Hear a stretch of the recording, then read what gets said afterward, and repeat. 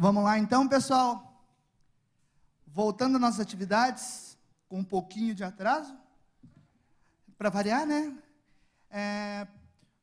Vamos deixar para fazer o sorteio depois da palestra do Miguel? Um antes e um depois, cara? Ah, então tá bom. Tá. Vamos lá. O primeiro sorteio vai ser de um livro do Bertoldo.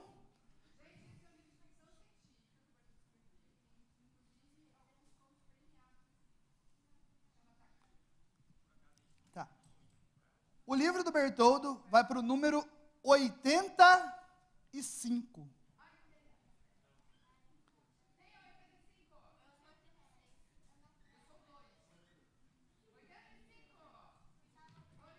Não?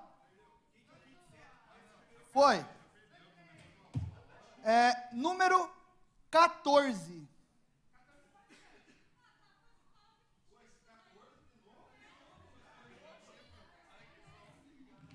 Olha, eu tô clicando e tá gerando um número aleatório aqui.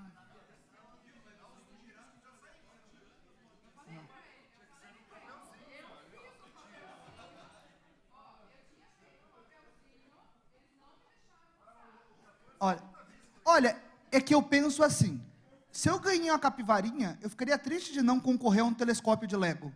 Então, por isso que eu acho que não deveria tirar e perder a chance de concorrer a outro, né? Tá, vamos lá então. Próximo aí. Cabeça do Vader. Número 41. Não? Perdeu? 33. Não? 58. Olha lá.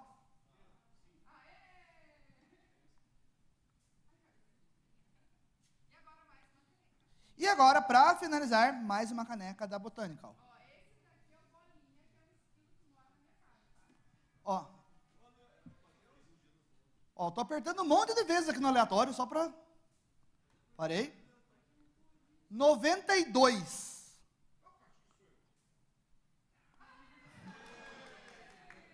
Reclama, né? Quer que eu tire no papelzinho? Tá. Então agora vamos lá, vamos começar a palestra do Miguel Fernando Moreno, do GEDAL de Londrina, conhecidos por alguns como Pai Miguel. A galera do Epastinho, quem for ir para o Epastinho vai acompanhar a Karen? Isso? Você vai levar eles lá? Então, beleza. O pessoal que for para o Epastinho pode ir indo ali na frente, que daí a Karen vai acompanhar vocês. Beleza? O Miguel já é de casa, ele já vai se apresentar um pouco melhor. E é isso aí. Vamos lá. Beleza, pessoal. Obrigado. Boa tarde. Deixa eu só ligar aqui, ver se está funcionando o bagulho. Pega daqui, pega. Tá. Bem, para quem não me conhece, meu nome é Miguel, eu sou coordenador do GEDAL, Grupo de Estudo e Divulgação de Astronomia de Londrina. Trabalho com divulgação de astronomia há mais de 30 anos, né? E esse aqui é um pedacinho da minha dissertação de mestrado, que eu concluí agora no último mês. O Michel está ali, chegou o Michel, o professor Michel foi minha banca.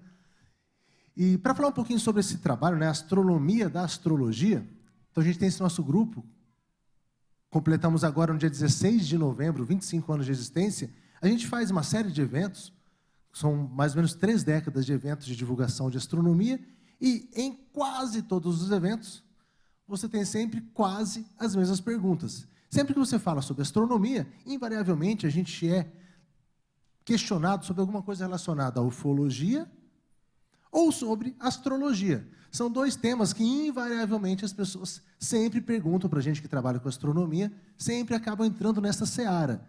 Então, resolvi, quem já me conhece um pouquinho, sabe o personagem Pai Miguel, né? A gente faz um trabalho de desmistificação de pseudociências, né? Para tentar trazer luz para a escuridão, como diria Carl Sagan, nesse mundo assombrado pelos demônios. Mas aqui a gente vai tentar trabalhar um pouquinho mais, hoje, só a questão da astrologia, mas diferente daquelas apresentações do Pai Miguel, para quem já assistiu em outros epastes, as apresentações de ufologia ou de astrologia, a proposta aqui é um pouco diferente. Em vez de um enfrentamento da astrologia, será que a gente pode utilizar a astrologia como, de repente, uma ferramenta para a gente poder impulsionar a divulgação da astronomia, né? Mais ou menos o seguinte: se você não pode com eles, junte-se a eles. Primeiro, a gente entende um pouquinho a origem, né, da astrologia, vai estar remontando ali a 5.000 anos atrás, na Mesopotâmia, e a gente vai ter um ponto muito importante, sobretudo para a astrologia ocidental, lá em Ptolomeu, há mais ou menos 1.850 anos atrás, né, a base da astrologia ocidental, o Tetrabiblos, uma obra de Ptolomeu, e a gente vai ter ali um ponto de divisão bem clara entre astronomia e astrologia, com Johannes Kepler, né, o último astrônomo, astrólogo, por assim dizer, que conseguia conciliar, digamos assim, essas duas atividades. E se a gente parar para pensar um pouquinho, como que é a profusão da astrologia na nossa cultura hoje? A astrologia não sempre foi algo bem famoso, bem popular, entre aspas assim, mas no último século, século XX, foi um século que acabou tendo uma profusão maior. A gente tem uma presença ampla na mídia, né, relacionada a questões de ufologia. Todo mundo, não tem uma só pessoa aqui que não saiba o seu signo. A pessoa pode falar, eu não acredito, mas sabe o signo, né? E é algo socialmente tolerável. Dificilmente você vai tratar, vai ver com ojeriza, digamos assim, uma pessoa com reticência, porque ela acredita em astrologia. E cuidado daquela ali, ó, e aquela ali gosta de astrologia. Então, é socialmente tolerável. E se a gente parar para pensar na questão de cultura ainda, nós temos vários governantes que ficaram famosos por consultarem astrólogos. Horóscopos, hoje em dia, tem empresas utilizando para na questão de recrutamento de departamento pessoal, embora seja legalmente falando totalmente ilegal, tá bem? E injustificável, por exemplo, Goebbels, o pai da propaganda nazista, valia-se de previsões de Nostradamus, interpretações de previsões de Nostradamus para querer convalidar várias das atitudes do Terceiro Reich. Mas aí vem aquela questão que a gente sempre trouxe, para quem acompanhou as nossas apresentações anteriores, era sempre aquela questão do embate entre ciência e pseudociência. E se a gente parar para ver, por que seria pseudociência, né? Aí lá, Karl Popper lá, ele traz a questão do que a falseabilidade. Para saber se é ciência ou se não é ciência, a diferença de uma ciência e pseudociência, se aquela argumentação ela é falseável. Ou seja, se ela pode ser demonstrada como falsa, aí seria ciência. Tem até o famoso cisne negro. Se você disser o seguinte, todos os cisnes são brancos, se você encontrar um cisne negro, você provou que está errado. Agora, a partir de quando você começa a ter argumentos que são impassíveis de serem falseáveis, né, se você não tem como demonstrar que está errado, então ele vira uma espécie de um supra-sumo, um santo graal, que você não está apto a querer questionar. Depois a gente vai ter Laudano, depois até ler o seu Creyson ali, né? Ele fala, em vez de falar ciência e pseudociência, ele pode falar o seguinte, é um conhecimento confiável e o outro seria o conhecimento não confiável. Tipo assim, aquele que o cara fala assim, esse eu a garanto. Eu a garanto, pode confiar.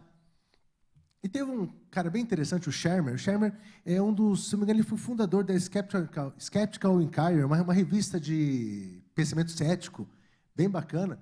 E diz mais ou menos o seguinte, a diferença é o guarda-chuva. A pseudociência, ela tem um guarda-chuva impenetrável. Ela se cobre ali, ó, nada pode atacar ela. E o guarda-chuva da ciência é cheio de buraco. Tudo pode atacar. Na verdade, a gente gosta de ser atacado, porque quanto mais atacado for e mais aquela ideia se mostrar compatível com a realidade, mais provável, mais próximo da verdade, digamos assim, aquilo lá seja, né? Aí depois aqui tem um sueco, Hanson. Isso aqui só, como ele trata aqui, o que seria uma pseudociência, né? Está no critério do domínio científico. Utiliza, de repente, se reveste de questões de uma aparente roupagem científica, critério da não confiabilidade, algo que não seja muito confiável, e a doutrina desviante, aquilo que cada um, você não tem uma certeza, cada supra-sumo, cada grande mestre daquela seara ali, fala coisas totalmente divergentes ali, e não tem como você querer demonstrar quem esteja certo e quem esteja errado. Mas quando a gente fala de astrologia, né, perguntar não ofende. Vou trazer aqui rapidinho alguns testes que já foram feitos relacionados à astrologia. Primeiro aqui a gente faz um contexto geral do que é astrologia, né? Essa visão enquanto pseudociência, e depois mostrar como que a gente consegue tirar a astronomia que está por trás disso, né? Tem várias aqui, por exemplo, o Silverman, lá nos Estados Unidos, ele aplicou quase 1000 questionários utilizando uma questão psicológica, um questionário de valor, escala de valores de Roquette, sempre quem trabalha com psicologia, para traçar o perfil das pessoas ali, e buscou traçar o perfil das pessoas relacionadas a essas características de acordo com cada signo. A distribuição era praticamente homogênea, não tinha, de repente, quem é mais irascível, tende a ser mais do signo de Escorpião, vamos supor, algo assim. Não encontrou nada disso. Espera aí. Aí, voltou. Ali.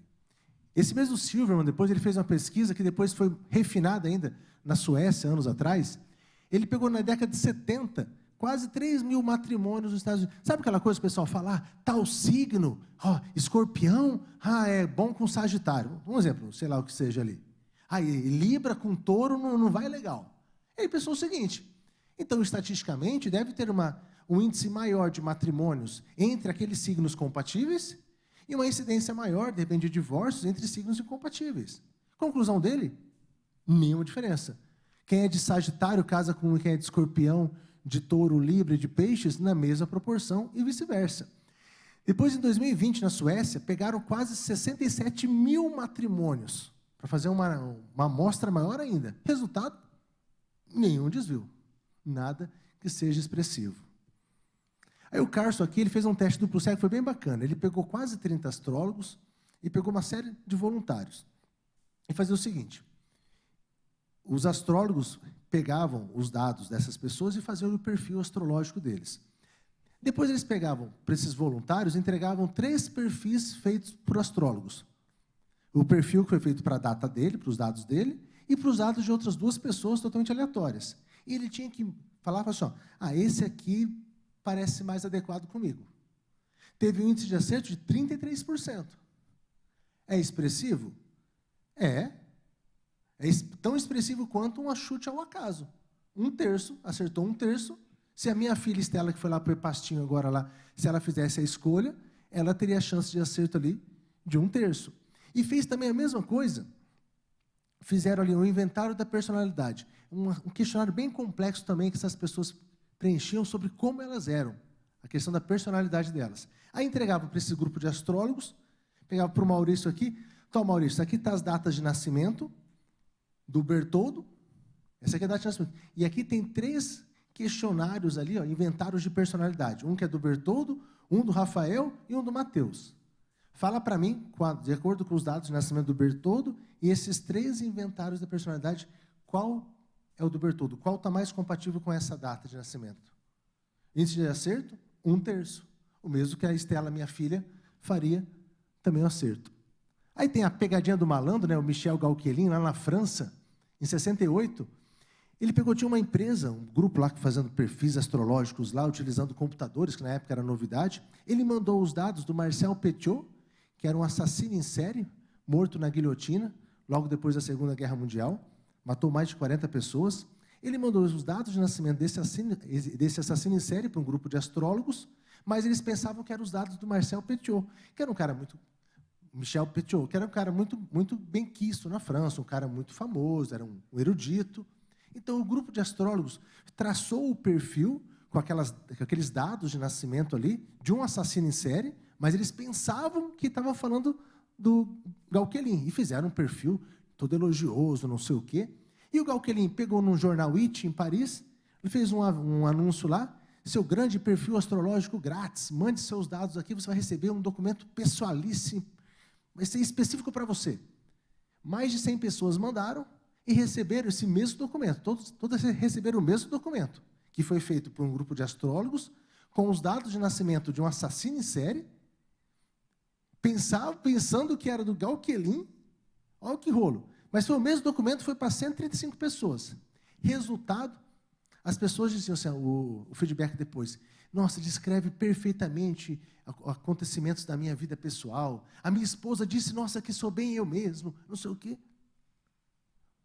Totalmente falho. E aí vem aquela questão da força da crença que as pessoas acreditam. Por que tem essa questão da crença na astrologia? Tem 3 pontos bacanas aqui. Esse efeito Barum Forer. Barum esqueci o nome do cara completo, é um dos caras que criou o circo que no final vai virar aqueles Ringling Brothers, não sei o que, Ringling Brothers lá. E ele era um cara cheio da lábia. Um cara bem 171. E o Forer foi o psicólogo que trabalhou esses efeitos assim, o efeito Barum Forer, efeito Forer, É aquele sentido de quando você acha que algo é feito específico para você, você fala, você dá mais valor para aquilo. Fala assim, Maurício, olha, Maurício, isso aqui, ó, essa taça, Maurício, foi feita sob encomenda para você, não sei o quê. Aí você faz a mesma taça para várias pessoas, aqui é um objeto, não é o caso, mas quando você faz coisas que as pessoas sentem que aquilo é pessoal para elas, as pessoas valorizam muito mais. E tem uma psicóloga, Michel Laudan, é psicóloga ou pedagoga? Psicóloga, né? A Laudan, ela fez uma análise na revista Ele, fez uma análise lá de vários horóscopos lá, até inclusive eu descobri essa análise depois que eu tinha minha apresentação, que eu já fazia uma análise parecida com essa, que é de o que vem escrito nos horóscopos, que é algo totalmente vago, válido para todos. Você fala assim, você, o Fabiano, você pode encontrar o amor da sua vida hoje. Nancy, você pode encontrar o amor da sua vida nesse paste. Você pode, é sempre assim, você pode. Se der certo, viu como estava certo? Se não der certo, você não aproveitou a chance que eu te dei. É sempre assim. E o mais legal de tudo, isso aqui, esse termo escaninhos mentais, quem usa é um psicólogo mineiro, o Ronaldo Pilate, ele diz mais ou menos o seguinte, quando a gente que trabalha com ciência, a gente fica, como que a pessoa pode saber, entender um pouco de ciência, ainda acreditar nisso, não sei o que, você acha absurdo. E ele traz uma ideia muito bacana. Imagina a nossa cabeça como cheio de escaninhos, cheio de pequenos armários. E o conteúdo de um armário não influencia no outro. Então, a pessoa pode, de repente, ter um armário cheio de conhecimento científico, e aquilo não vai evitar que ela preencha um outro armário, de repente, com conhecimento pseudocientífico. A gente vê, assim, N casos de, às vezes, cientistas famosos que têm crenças em pseudociências de uma forma extremamente veemente. Então, ele trabalha isso assim, que muitas vezes a gente fica assim, mas como que a pessoa pode acreditar naquilo e acreditar naquilo ali também? Em coisas totalmente antagônicas entre si. E são buraquinhos diferentes. A pessoa acredita numa coisa, é como se você desligasse, ó, agora eu vou acreditar, agora eu quero falar sobre isso, falar sobre isso aqui, ó. Agora eu falo sobre aquilo. Isso é comum em várias coisas na nossa vida. Mas como que a gente pode usar, então, essa crença que as pessoas têm? Vamos pensar o seguinte, esses armáriozinhos na cabeça. Pouca gente tem um armáriozinho preenchido com ciência. Nós aqui somos exceção. Todos nós aqui, cada um de nós aqui, temos um escaninho, um armáriozinho preenchido mais ou menos com pensamento científico. Mas a grande maioria da população não tem. Só que o armáriozinho que tem ali uma curiosidade, de repente, pela astrologia, quase todo mundo tem. Você acha isso uma coisa muito mais profícua na sociedade como um todo. Então, como que a gente pode usar, depende desse interesse que as pessoas têm pela astrologia, para tentar catapultar o interesse pela astronomia, né? Primeiro, eu vou falar que as inspirações para esse trabalho, né? Primeiro, claro, o Carl Sagan, inclusive, a minha dissertação chama-se O Mundo Ainda Assombrado pelos Demônios, e uma referência clara ao livro O Mundo Assombrado pelos Demônios, do Carl Sagan, né? Mas uma inspiração também do professor Valmir Tomasi Cardoso, quando em 2004 estava no Encontro Nacional de Astronomia, Maurício Kaczmarek estava lá também no ECNAST, não sei se assistiu essa palestra do Valmir, que era a astronomia no zodíaco, que tentava falar o seguinte, vamos pegar a curiosidade pelo zodíaco e trazer os conteúdos de astronomia em relação a isso. E uma outra inspiração, a minha querida amiga Janine Millward. Janine Millward, ela é astróloga, ela mora hoje no Sítio das Estrelas, em Mar de Espanha, cidadezinha de Minas Gerais. Ela escreveu durante muito tempo 2 livros, 2 jornais mensais, o Jornal do Caminhante. Tinha o Jornal do Caminhante, que era focado com temas astronômicos, e o Jornal do Caminhante com os temas astrológicos. E ela é a perfeição disso de escaninhos mentais. Ela tinha assim, ela escrevia os textos astronômicos que eu amava, comentava com ela, que eram lindos, de uma poesia, eram textos maravilhosos. E não trazia um ponto sequer de astrologia. E ela escrevia o mesmo jornal, depois, mas com a questão, com o cunho astrológico. Ela separava claramente uma coisa da outra. E essa foi uma inspiração para mim também. Mas já que a gente está falando sobre como a gente pode utilizar, né, a astrologia, todo mundo sabe o seu signo, mas o que será que são os signos? Aqui a gente começar a trazer já a astronomia. Você falou sobre signo, todo mundo sabe. É a primeira ponte que você vai usar para trazer sobre astronomia. Aí você vai falar para as pessoas sobre constelações, né? Todo mundo, a associação mais fácil para você fazer constelação, você fala o seguinte, sabe aquela brincadeirinha de liga os pontos que você faz quando você era criança? Ligava os pontos, aparecia um desenho. É isso no céu. As pessoas olhavam para os astros, isso aqui, você ligar com isso aqui, parece um homem aqui, parece não sei o quê, né? Ali imaginavam isso aqui, constelação de Órion. E nós temos um total de 88 constelações. E para falar em constelação, é bacana, uma curiosidade, a gente pensa em um sistema que a gente chama de sistema geocêntrico. Pensa a Terra no centro do universo. Nós somos o centro do universo e nós temos uma esfera de vidro ao nosso redor, a esfera das estrelas, onde estão as constelações. Porque as constelações foram pensadas, começaram a ser imaginadas há milênios atrás, pensava-se na Terra como centro, o círculo das estrelas ao nosso redor. Então, ali, a Terra no centro, a gente tem ao nosso redor o círculo onde vão estar todas as estrelas. Isso aqui, se a gente pegasse esse círculo, imagina esse círculo aqui em volta, essa esfera de estrelas, como um globo terrestre. A gente abre num planisfério, né? Abrindo aqui no mapa celeste, as 88 constelações, e esse caminhozinho vermelho aqui é a eclíptica, que é o caminho por onde o Sol, a Lua e os planetas acabam passando. E quando a gente vai começar a tratar sobre as constelações, sobre os signos, já começa você a poder utilizar, trazer conceitos de mitologia. Boa parte das pessoas que gostam de astronomia gostam de mitologia. Serve também para a gente poder trazer e trabalhar questões relacionadas à cultura indígena, porque aí você vai pegar as constelações indígenas, sabia que tinha as constelações indígenas? Começar a trazer essa valorização da cultura dos povos originários aqui das terras brasileiras. É uma forma de você poder fazer isso também. Você pode utilizar também, quando você vai falar sobre constelações, falar sobre história. Como que essas constelações foram imaginadas em povos diferentes. As nossas constelações, que nós temos as constelações mais austrais, que foram desenhadas, catalogadas, por astrônomos que vieram durante as grandes navegações, vieram observar um céu que nunca havia sido observado pelos europeus, e vieram catalogar, criaram constelações. Isso é até bacana, porque a gente vê as constelações mais ao norte, são sempre constelações relacionadas à mitologia. E quando a gente pega as constelações mais ao sul, a gente vai ter constelação do microscópio, constelação do forno, não sei o que. Você fala, o que tem a ver com isso? Porque era coisa que era fascinante para eles. Seria como se fosse hoje em dia a gente fazer constelações, de repente, do foguete, do avião, do celular, de coisas que fazem parte da nossa tecnologia atual. A gente consegue, quando a gente vai falar sobre astrologia, começa a falar sobre signos ali, quando a gente fala sobre essa esfera celeste ao nosso redor, professores, de repente, de matemática, podem trabalhar trigonometria, que é um tema tão, meio, às vezes, inócuo, muito sem ser palpável, prático. Aí você começa, no céu, de repente, questões de constelações. E aí, invariavelmente, você poder falar do zodíaco, né, o círculo das estrelas, o círculo dos animais.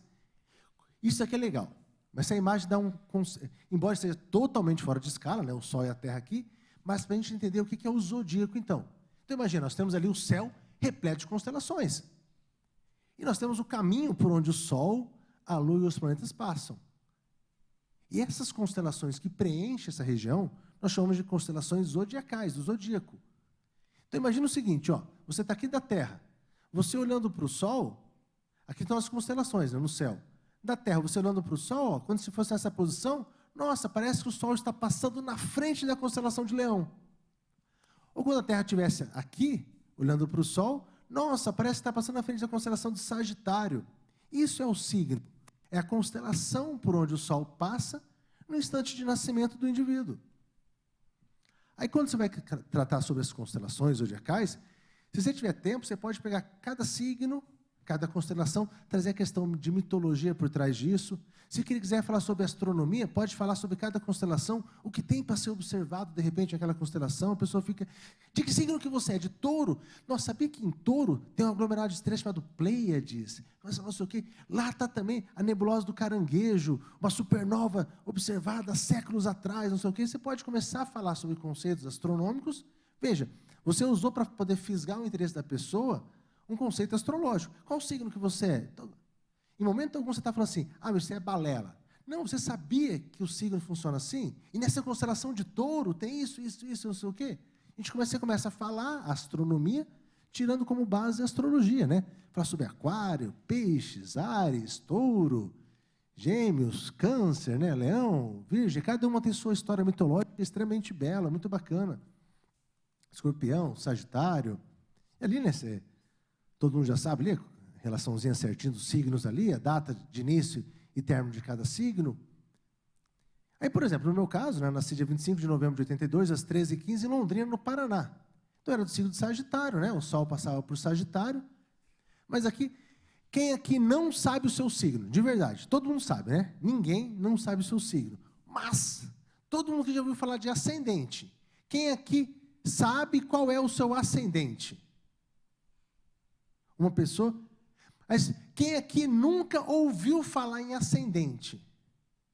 Já ouviram falar de ascendente, mas a gente nunca sabe o que é. Olha a curiosidade. E também a lua, ascendente, é a constelação que está se elevando no momento em que a pessoa nasceu. Porque imagina o seguinte, 25 de novembro, todo mundo que nasceu dia 25 de novembro, eu nasci 25 de novembro, o Maurício nasceu nesse mesmo dia, mas 50 anos atrás quase, brincadeira, Casmaré, 45. Todo mundo que nasceu nesse dia é de Sagitário. Só que nem todo mundo tem o mesmo ascendente. Imagina o seguinte, durante o dia inteiro, na verdade, durante um período, vários dias ali, o Sol está passando pela constelação do Sagitário, todo mundo que nasceu durante aqueles dias é de Sagitário. Só que são 12 constelações zodiacais. E elas vão surgir no horizonte leste, se elevar e se pôr no oeste. Durante 24 horas. Ou seja, em 24 horas você vai ter 12 ascendentes diferentes. Dependendo do horário que a pessoa... Por isso que a pessoa nasceu, de repente, às 3 da manhã, é tal signo e tal ascendente. Nasceu um pouco depois, já é outro ascendente. Mas por quê? Porque é a constelação que está ascendendo, que está levantando no horizonte leste. Ó. Então, pela astrologia, eu teria o ascendente em peixes. Eu sou sagitariano com ascendente em peixes. E a lua, eu também sou a lua. Quando você ouve aquela pessoa falar assim, eu sou touro com ascendente escorpião, lua em Libra. E Saturno em touro. Porque a pessoa... Então, a lua estava em tal constelação, aquele planeta estava em tal constelação, no instante que ela nasceu. Só que será que é isso mesmo? Aí a gente começa agora a trazer os temas de astronomia puxados com isso. Um tema que sempre as pessoas causa sempre a curiosidade muito grande, você começa a falar, sobre o Ofiuco. Né? Esse é o homem que mata a cobra e mostra o pau. Curiosidade, o símbolo da medicina, né, que é um cajado e uma cobra. Sempre que vai no médico lá, tem um cajado e uma cobra assim. Tiago, você já foi alguma vez no médico e ele estava com um cajado ou uma cobra lá? Tirando o Roger Abdelmaci, você nunca viu um caso desse assim? Ó, piada meio pesada, o cara deu risada porque não vai para o céu também. Mas, não é, mas porque o Rafael, não adianta, tá? Não adianta. A sua intenção é o que conta. Na mitologia greco-romana lá, é um cara que estava andando no meio do mato, uma história bem curta, com um cajado, viu uma cobra, pá! Matou a cobra, viu uma outra cobrinha que saiu com uma poção mágica, umas ervas, colocou na boca daquela cobra, ela ressuscitou, ela ficou curada de todos os males dela ali, ele viu que aquela erva era boa, começou a distribuir entre todos os homens aquela erva, alguns diriam que foi o primeiro traficante da humanidade, mas ali, ele distribuindo essa erva da imortalidade, da cura para todos os males, ninguém mais morria. Hades, o deus do reino dos mortos, ficou puto da vida, chamou Zeus, o irmão dele, chamou ele no zap ali, mandou mensagem, Zeus, lascou, não vem mais ninguém. Zeus mandou um raio, matou o Ofiuco, mas o colocou no céu um homem segurando uma serpente. Por isso o símbolo da medicina, o cajado com a serpente, lembrando dessa história de Ofiuco, que teria descoberto o remédio, a cura para todos os males. Mas o Ofiuco é uma constelação muito interessante. Aqui estão aquelas constelações. Cada uma está com uma corzinha diferente para ficar mais fácil para a gente poder diferenciar. E esse tracejado é eclíptica, que é por onde passam o Sol e os planetas. Ali, ó. Vindo aqui, ó. Áries, Touro, Gêmeos, Câncer, Leão, Virgem, Libra, Escorpião. Ofiuco. Sagitário, Capricórnio e Aquário. Aí uma curiosidade só. Então, além da gente verificar que o Sol, ó, ele passa por uma constelação a mais, não passa por 12, se a gente parar para perceber, cada constelação tem um tamanhozinho diferente. Então, o Sol passa, tem constelações, por exemplo, o Touro, por Virgem, que ele passa um tempo bem maior, do que, por exemplo, o Escorpião, que ele passa, vai ser bom ou não foi, né? Rapidinho. Aliando, então, ó, a gente, na verdade, são 13 constelações por onde o Sol passa. Aliando a isso, tem um movimento chamado precessão de equinócios. É a Terra, como se fosse um peão, quando vai perdendo aquela velocidade, começa a fazer, vai precessionando, vai bamboleando. Um movimento que demora mais ou menos 26 mil anos. Com esse movimento, a gente vai explicar o movimento que na prática vai ver. Todo mundo já ouviu falar assim, entramos na era de aquário, era de peixes, não sei o quê, tal, tal. Né? Porque a era de aquário está relacionada com isso aqui, ó, a Terra. Então imagina, a gente tem aqui, nós temos o que a gente chama de equador celeste e a eclíptica, que é por onde o Sol passa. Né? O equador celeste é a projeção do nosso equador no céu, e a eclíptica é onde o Sol e as estrelas passam. Então imagina o seguinte, se a gente imaginasse a Terra ali no centro, ali, ó, quando o Sol está bem aqui mais alto, solstício de verão. Quando o Sol bate bem certinho com o equador, nós temos os equinócios. O equinócio chamado de primeiro ponto de Áries, primeiro ponto gama, é aí que vai definir a era que nós estamos. Onde que o Sol passa pelo equador celeste, a eclíptica cruza com o equador celeste, em qual constelação está apontado aquilo.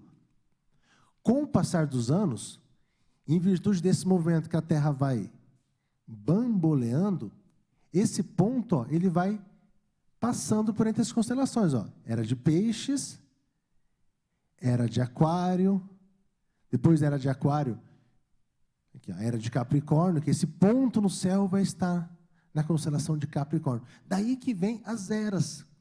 Serve para você poder, vai querer falar com alguém, sabe a era de aquário? Sabe por quê? Esse ponto é um assunto astronômico um pouco mais complexo para tratar, mas para mostrar que dá para você puxar a astronomia. A pessoa já tem que ter um conhecimento básico de astronomia para compreender isso, mas dá para poder tratar. E aí, lembra que a gente falou então que são 13 constelações por onde o Sol passa, você olhando da Terra, ó. Entre Escorpião e Sagitário, se você estivesse aqui na Terra, aqui, a Terra estivesse aqui, olhando para o Sol, ele iria passar pela constelação de Ofiuco.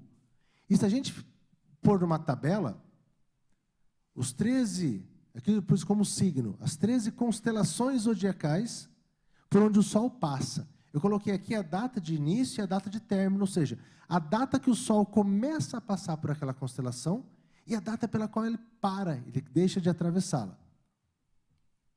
Então, teoricamente, ó, eu nasci dia 25 de novembro. 25 de novembro está aqui, ó.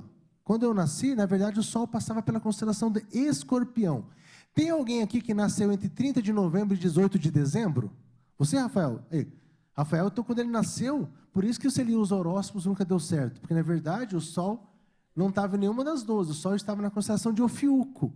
E se a gente fizer um paralelo, ó, pela astronomia e pela astrologia, os signos astrológicos são aqui esses 12, e os signos, digamos assim, astronômicos, com essa correção, tanto do tamanho das constelações, quanto esse movimento da precessão, que a Terra vai bamboleando.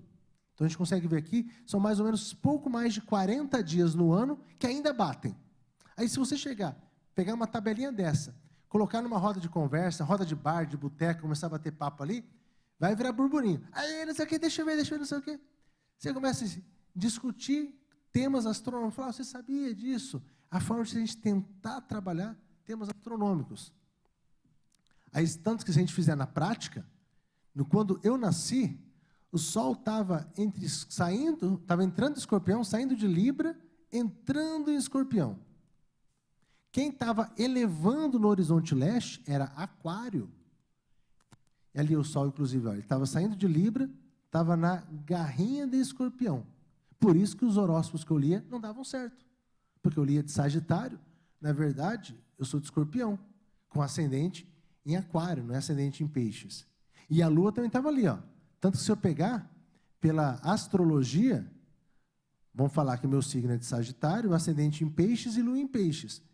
O meu signo, na verdade, o Sol passava pela constelação de Escorpião, eu sou do ascendente em Aquário e a Lua estava em Aquário. Eu até instalei ali o estelário, mas depois eu não vou fazer agora, mas depois no intervalo, se alguém quiser vir aqui, com a sua localização de você nasceu, data e horário, a gente puxa ali qual constelação que o Sol passava, qual constelação que estava subindo, onde que a Lua estava, posso te passar certinho. E quando você vai falar essa questão, o Sol, onde que o Sol está passando no céu, invariavelmente você vai ser também a Lua. Fala assim, né? Onde a Lua está no céu. Já que você vai falar sobre Sol, Terra e Lua, poxa, a gente voltar aqui. Peraí. Tá, aqui, não, pera, aqui, melhor ainda. Não, tem que ser aqui mesmo. Não, pera, que é a imagem do Sol com as constelações. Aqui. Isso. Sol, né? A gente está falando de Terra e Sol, não está a Lua. A Luazinha está girando em volta de nós aqui, ó. Se você já vai falando isso aqui, você já puxa a Lua, já vai falar então sobre esse sistema Sol, Terra e Lua, já pode começar a falar sobre eclipses para as pessoas. Falar sobre eclipse. Pode falar sobre questão de calendários também. Já que lembra que a gente falou ali que a Terra está um pouquinho inclinada, por isso que tem a eclíptica, onde que o Sol vai passando no céu, que ela vai bamboleando. Quando você fala do eixo da Terra inclinada, você pode falar sobre estações do ano. E esse aqui é o principal de tudo. Tem nossa, acho que é a oração de São... São Francisco, que é onde houver dúvida que eu leve a fé? São Francisco, né? Onde houver fé, onde houver dúvida que eu leve a fé. E tem um grande pensador, cantor Falcão, que eu sou fã, muito bom, esse é um grande artista brasileiro. Ele tem uma música dele que diz que o título é Onde houver fé, que eu leve a dúvida. E a ideia é essa, não questionar os conteúdos. A pessoa vai falar, lembra que a pessoa vem com o escaninho aberto da curiosidade pela astrologia. Não questiona, deixa. Você gosta... é signo. Você sabe que signo que você é? De Escorpião. Você sabe o que é signo? E como é que você vai começar? Você não vai falar nada de astrologia. Você só vai falar coisas de astronomia para ela. E você vai, de repente, esse não é o objetivo, mas, de repente, quem sabe onde ela tinha aquela fé, você leve a dúvida. Quem sabe isso não sirva como uma espécie de um cavalo de Troia mental. Você vai, às vezes, planta dúvidas, a pessoa fica ali. Isso eu falo por experiência própria. Sempre que nós tivemos em eventos, pessoas que vinham querer debater o tema, mas que eram crédulos na astrologia, e que a gente fazia um embate ferrenho, não, isso está errado aqui, você está louco, não sei o quê. Aquilo ali é uma crença, aquilo ali é muito valioso para a pessoa. Você está machucando a pessoa. Então a pessoa fala, não, a pessoa não vai querer ouvir qualquer tipo de argumento. Agora você vai conversando de boa, você respeita a visão dela, você não está se colocando favorável, dizendo, é legal, realmente é verdade. Não, você acredita nisso, eu respeito. Quem é palmeirense, acredita que foi campeão mundial? Tá, eu respeito, tudo bem, né? Tudo bem, respeito, mas vamos falar dessa coisa, né? Os flamenguistas acreditam que tem estádio, né? Vamos falar, tudo bem, né? Só não vou falar que corintiano acredita que é honesto, que aí sacaneia com a gente, né, Rafael? Poxa, aí é dose. Mas, de repente, se vê isso como uma espécie de um cavalo de Troia mental. A pessoa fica pensando, poxa, mas é mesmo. Porque esse conhecimento que a pessoa autoconstrói, que a pessoa, essa dúvida que ela mesma suscita e começa, poxa, será que é? Vai dar algo muito mais firme e valioso para sedimentar um conhecimento para ela, do que você querer impor algo, né? Eu queria fazer aqui uns agradecimentos, tanto aqui à organização do EPASH, na pessoa da Caia, que está lá, o Bertoldo, o Mateuzinho, agradecer meu orientador, que não está presente, não está nem aqui no país, o Paulinho, gente boa pra caramba, o Michel, que está aqui, foi membro da minha banca, um grande entusiasta do Pai Miguel, já nos chamou o Pai Miguel para poder estar presente lá em Campo Mourão, no TFPR. Obrigado, Michel, que colaborou demais. O professor também, Ivan, membro do GEDAL, hoje ele está lá no Texas, lá, está na NASA também, foi parte da nossa banca. Agradecer a todo mundo que sempre participou de todos. Agradecer o Lucas Pictivictis, está aí o Lucas, não, o Lucas está ali, ó. O Lucas, que só, assim como eu, apenas ele esteve em todos os EPASTES, né, Maurício? Só eu e o Lucas, brincadeira. Agradecer ao Maurício também, que esteve em quase todos os EPASTES. Brincadeira, Catos Maré, brincadeira, tá? Agradecer a todo mundo aqui e também, pessoal, deixar o seguinte. E lembrar, você vai ficar com dúvidas? Todo mundo vai ficar com dúvidas. Se ficar com dúvidas, liga já. Para quem não sabe, só para ter ideia da influência da astrologia, muita gente, deixa esse cara aqui, quem não conhece esse cara, levanta a mão para ter ideia. Quem não faz a mínima ideia. Vocês conhecem, sabe quem são? Walter Mercado? Hoje é proibido no Brasil, a Anatel proibiu, mas até uns 20 anos atrás, acho que talvez um pouquinho mais, tinham serviços de 0900. Igual nós temos o 0800, ligue grátis, 0800. Você tinha o 0900, que é ligue caro. Eram números que você discava, o pessoal nem sabe o que é discar, né? Você ligava, né? Números que você ligava, E tinham vários serviços diferentes. E eram tarifados por minuto. E coisa de 20 e poucos anos atrás, tinham serviços que eram tarifados em 3, 4, 5 reais por minuto. Isso há anos atrás. E o Walter Mercado é um astrólogo, um dos mais famosos do mundo, e ele vinha, ele ficava, não sei o quê, ele falava meio enrolado, não sei o quê, ligue já, nossa equipe de astrólogos, ligue já, para ter a previsão, tal, não sei o quê, ligue já. Mas imagina, você liga lá, é por minuto. Então é o seguinte, você ligou? Rafael, o seu nome? Rafael, lindo nome, seu Rafael. De onde o senhor fala, seu Rafael? Ah, São Paulo. Não, você está morando em São Paulo, capital mesmo? São Paulo. Nossa, bela cidade, grande cidade, né? O tempo está passando. Tinha um serviço de astrólogos, tinha serviço de disque-sexo, que as pessoas ligavam para ficar conversando sobre coisas assim. Tinha vários serviços absurdos. E as pessoas viam contas telefônicas astronômicas, literalmente falando. Então, é um serviço que hoje é proibido, mas um cara que ganhou, há décadas atrás, alguns milhões de dólares no Brasil, graças a essa profusão da astrologia na cultura, e as pessoas ligavam. Bem, era isso. Eu tentei fazer rapidinho para não atrasar a próxima palestra. Beleza. Pode falar. Tá, deixa eu ver. De touro, né? Fazer a previsão. Ela quer fazer a previsão para ela. Você viu?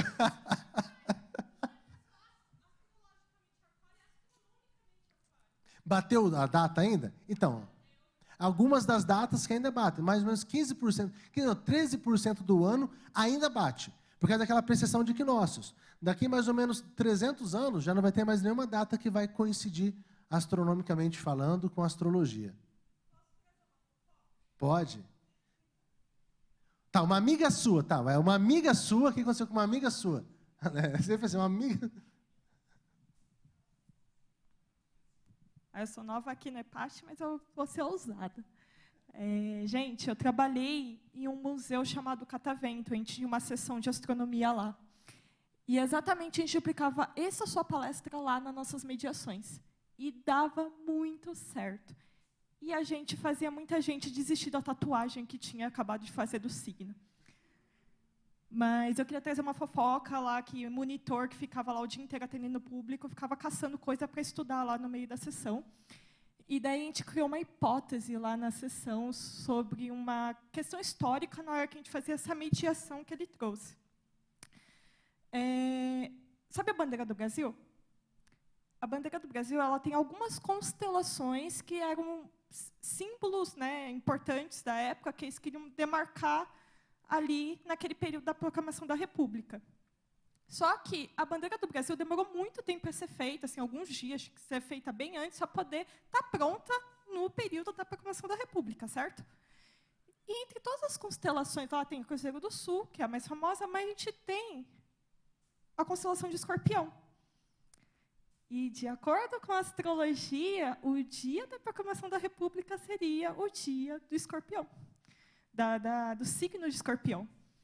Só que, então, é essa a nossa teoria, né, lá da fofoca, né, que sem fins realmente científicos, que, como eles tinham livros, quem fez, né, a bandeira não consultou os astrônomos, ele pegou assim livros, né, de astronomia para poder fazer o desenho. E esses livros são antigos, né, Ptolomeu, tal, livros assim, muito conhecidos na meio acadêmico, só que livros antigos. Então, ele achou que no dia da proclamação da República seria o signo de Escorpião, justamente. Só que não, como você colocou aquela tabela, na verdade era Libras. Então, a gente sempre dava na teoria, gente, pode ser que a bandeira do Brasil está errada. Não é questão de ter a constelação. E daí, nossa, todo mundo saia falando lá, né, nas mentorias que a gente dava, mas era fofoca, assim, que a gente explicava tudo isso. Dá muito certo, gente, dá muito certo. Era assim que a gente prendia por 20 minutos ou mais o pessoal na sessão de astronomia. Era dessa forma, era justamente isso. O pessoal perguntava, todo mundo queria fazer o seu, o pessoal queria entender como funcionava. Mas obrigada, viu? Adorei. Mais algum comentário, pessoal? Então, cadê o Matheus? Matheus. Até aí, Matheus. Você vai dar seu testemunho, Matheus?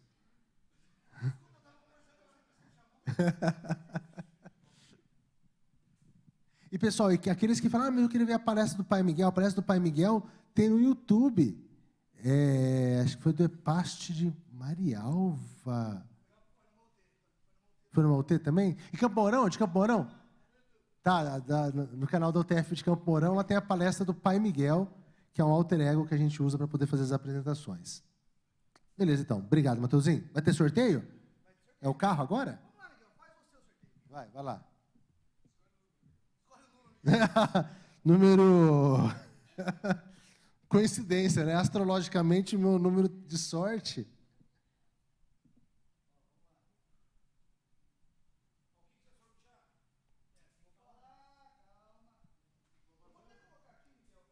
Qual dos dois? Vai sortear o branquinho ou o preto? Sortear 4 números aqui. Vamos lá? Adicione um título. Tem que pôr aqui. Pronto. 78.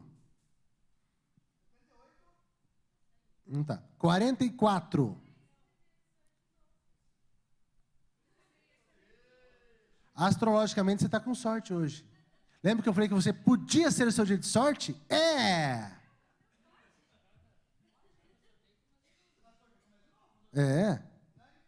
Aí, ó.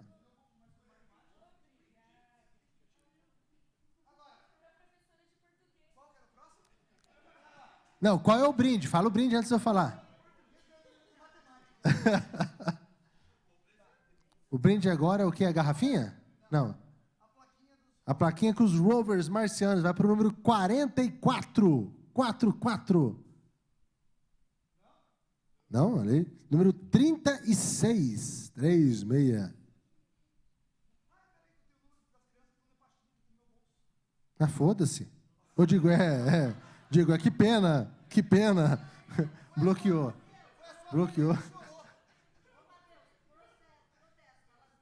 Não estão aqui. Dane-se. Não, é criança. Para. Criança não tem direito. Criança tem expectativa de direito. Desbloqueei aqui, ó.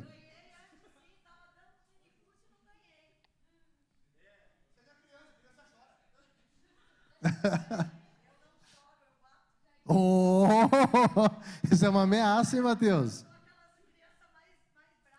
Vai, número 18, 18. Número 55, 55.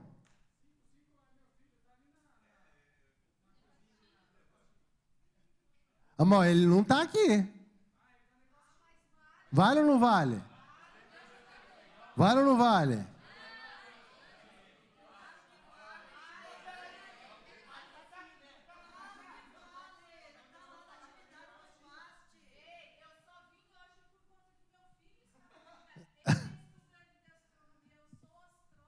Aí, ó, tá aqui, ó, pronto. Aí, bloqueou de novo, Mateuzinho. Põe aqui, é 24, qual que é a senha aqui? PC. Quantas casas decimais? Vai?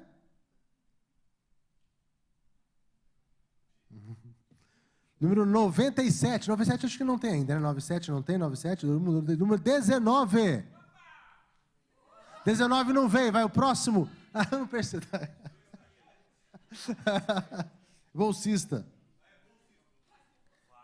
Aí vale.